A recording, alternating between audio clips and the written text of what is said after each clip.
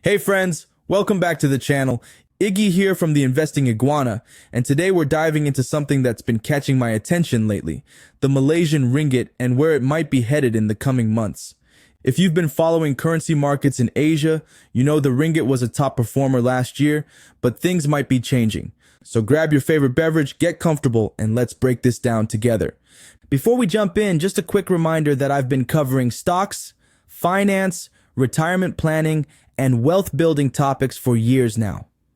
The Investing Iguana recently ranked 8th in the 2024 Influential Tigers by Tiger Brokers with over 768,000 reads and 53,000 likes. We've produced more than 700 videos with over 300,000 watch hours as of December 2024. I also focus on regional and global economic trends, which is exactly what we're talking about today. So what's happening with the Malaysian Ringgit? Well, after being Asia's star currency performer in 2024, analysts are now predicting some rough waters ahead. Both Credit Agricole and Malayan Banking are suggesting the ringgit could weaken to about 4.6 per US dollar by the end of June. That's a significant shift from its current position. The ringgit has been mostly range-bound so far in 2025, gaining about 0.6% against the US dollar. In early trading on March 17th, it strengthened slightly to 4.435 per dollar, making up for some of last week's losses. But the big question is, will this modest strength continue? What about the Singapore dollar? For those of you tracking that relationship, the Singapore dollar was trading at 3.3355 ringgit as of mid-March, having risen about 1.5% against the ringgit in 2025. This gives us another perspective on the ringgit's relative performance in the region. Now, why are analysts predicting this weakness? There are a few key factors at play here. David Forrester, a senior strategist at Credit Agricole in Singapore, points to slowing global trade and potential growth challenges in both China and Malaysia due to Trump's tariffs. These factors could force Bank Negara Malaysia, that's Malaysia's central bank, to cut interest rates later in 2025. Think about it this way.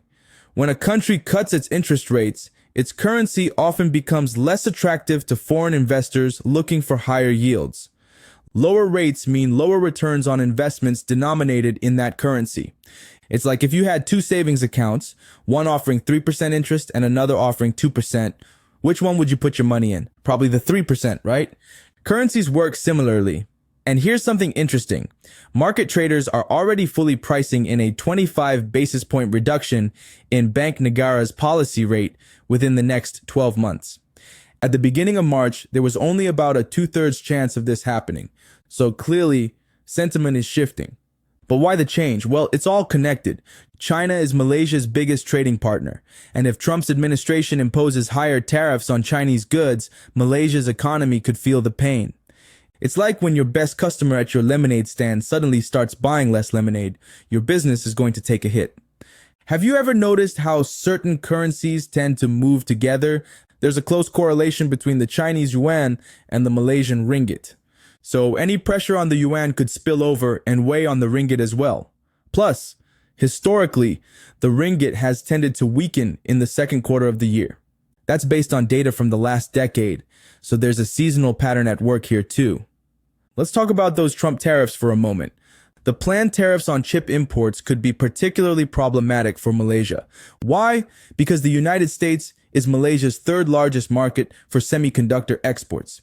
If those exports become more expensive due to tariffs, American buyers might look elsewhere or reduce their purchases, hurting Malaysia's export sector. But it's not all doom and gloom. There are some potential silver linings here. The pressure on the ringgit might ease if the Federal Reserve in the US cuts interest rates more aggressively due to recession fears. Think of it as a seesaw. If the US dollar weakens because of rate cuts, other currencies like the ringgit could strengthen relatively. In fact, Saktiandi Supat, head of FX research at Maybank, suggests that fading US economic exceptionalism might actually support the ringgit, potentially helping it move toward 4.35 per dollar by the end of the year. That's a more optimistic view than the 4.6 prediction we discussed earlier. What's Malaysia's central bank saying about all this? Well, they left their policy rate unchanged at their March meeting. citing a resilient economy. They believe the ringgit will primarily be driven by external developments, but they also point to favorable economic prospects and domestic structural reforms that should provide ongoing support to the currency. The central bank is also implementing initiatives to encourage financial flows, which they hope will help stabilize the ringgit. An economist surveyed last November expected the central bank to keep rates steady throughout this year. But that was before some of these new concerns emerged. Here's an interesting perspective from Audrey Ong, a strategist at Barclays Bank in Singapore. She notes that the recent slowdown in GDP growth suggests Malaysian policymakers might not be confident enough about their economy's strength to simply ignore any U.S. tariffs. They might feel compelled to act, potentially by cutting rates to stimulate growth. So what does all this mean for investors and businesses dealing with the Malaysian ringgit? Well, if you're holding ringgit or planning investments in Malaysia, you might want to factor in this potential weakness in your calculations. If you're a business importing from or exporting to Malaysia, currency fluctuations could affect your bottom line.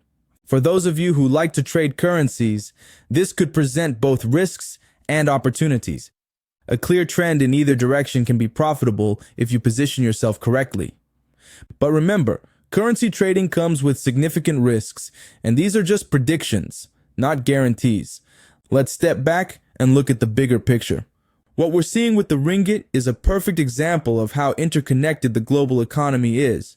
Decisions made in Washington about tariffs can affect trade between the US and China, which then impacts Malaysia's exports, which influences their central bank's interest rate decisions, which affects their currency value.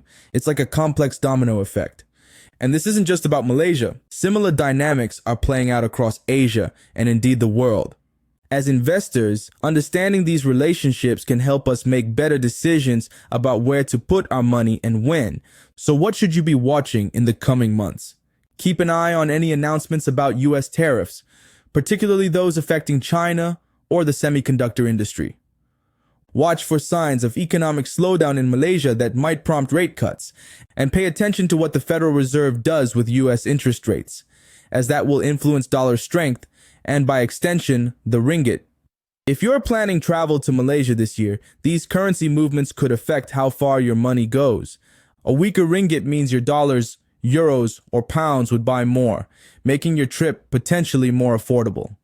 For my Malaysian viewers, if the ringgit does weaken as predicted, imported goods could become more expensive. On the flip side, if you work in export-oriented industries, your products might become more competitive in global markets due to the currency effect. Before we wrap up, I want to emphasize that currency markets are notoriously difficult to predict with precision. These analyst forecasts give us a sense of direction based on current information, but unexpected events can always change the trajectory. That's why diversification remains so important in any investment strategy. What are your thoughts on the ringgit's prospects? Have you been investing in Malaysia or considering it? Drop your comments below. I always love hearing your perspectives and experiences. If you found this analysis helpful, please hit that like button and consider subscribing if you haven't already. We cover topics like this regularly, helping you navigate the complex world of global finance and investment.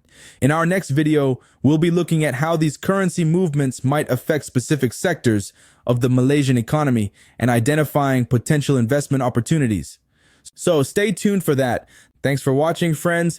This is Iggy from the Investing Iguana, helping you navigate the financial jungle one video at a time. See you in the next one.